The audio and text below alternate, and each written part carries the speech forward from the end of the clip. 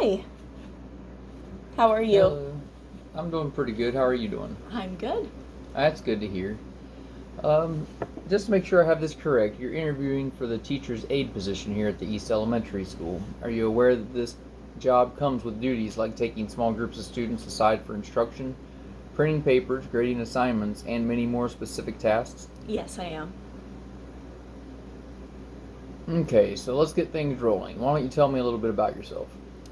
Well, my name is Caitlin Geyer. I'm a 17-year-old graduate of Edison State Community College, and I am currently enrolled in a Teacher Academy program at the Upper Valley Career Center. I've been working with students, and I've had a passion for education my entire high school career.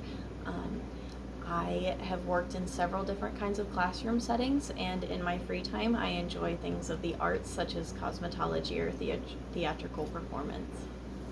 Okay, Miss Geyer, why don't you tell me why I should take a risk and hire you? I think that my age, coupled with my experience, would make me a great asset to your team, as I may be able to offer a perspective from both the student and instructor's viewpoints. I think that this is something that not a lot of your instructors may possess, and I think that I could really benefit the classroom by providing my expertise. Okay. Well, I see some previous work experience on here. Why don't you tell me why you're wanting to leave your previous job? I have a great relationship with my previous job. I love the management and my customers, but I just felt as though I outgrew it as a hostess. I didn't have a lot of room for professional development. It just wasn't a career I could see myself staying in lifelong, and I felt as though I had outgrown it. Okay. Well, let's talk about goals. What are some of your goals? Some of my goals would be to better my relationships with the community. Growing up, I didn't have super strong ties to my hometown, and so I would love to get to know this community better and become an active participant here. As for the workplace, I would love to get to know a strong team of people here, as well as better my networking skills and reach out to more people in the field to learn their perspective and expertise. Down the road, I would love to become an intervention specialist and work with students K through 7, as this has been a goal of mine for a couple of years. Okay. Well, let's now talk about classrooms. If let's say you have a frustrated student who is struggling to understand complex materials, how would you approach this student? Well, I know in my experience as a student, I often got frustrated because I was overwhelmed with course material. So, as the instructor, I would pull the student aside and allow them a moment to breathe and refocus. Once that's happened, I would pull them aside from the lesson as to not distract from the class and see at what part of the lesson they may be getting caught up on. I would do this by breaking down the lesson and asking them their thoughts on each individual part of it. And if we're really finding a snag somewhere, I would put extra focus into finding how exactly the student may best learn. Some students are more visual, some are more auditory, and some are more kinesthetic. So I would do my best to assess what this learner may be having problems with. If none of those are the problem, it may be a foundational issue, and so I'll go back and review those basics with the student to see if there isn't a chain missing there. If there is, perfect. We'll just review those basics, and then we'll be able to apply those skills to the lesson. Okay. So, what makes you think that you'd make a good teaching assistant? I think I'd make a good teaching assistant because I have lots of experience in the field.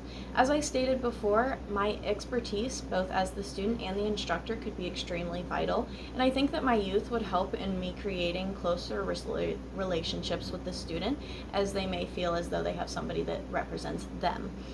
I think that I'd make a good teaching assistant because through my experience, I have learned the pillars of communication, trust, honesty, and flexibility, and I feel as though I've really grown in those skills.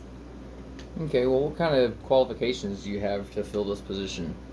In my high school career, I have done a lot of teacher aiding in special needs classrooms, both elementary and high school.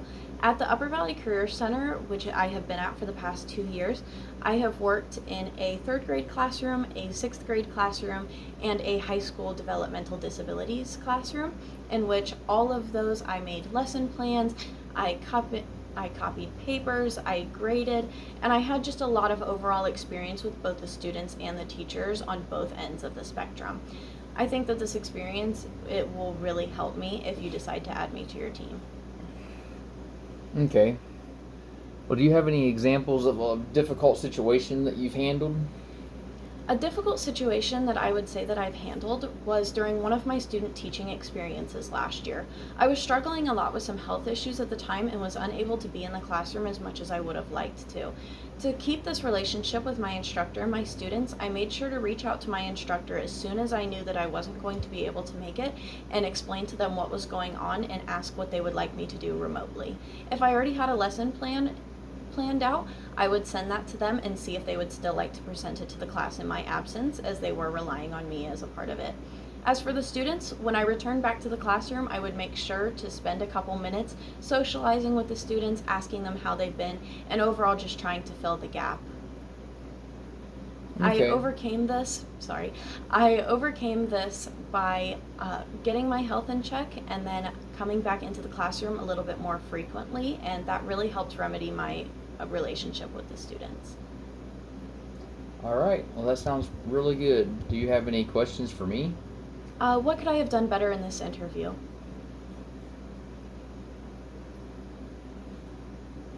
That's a very good question.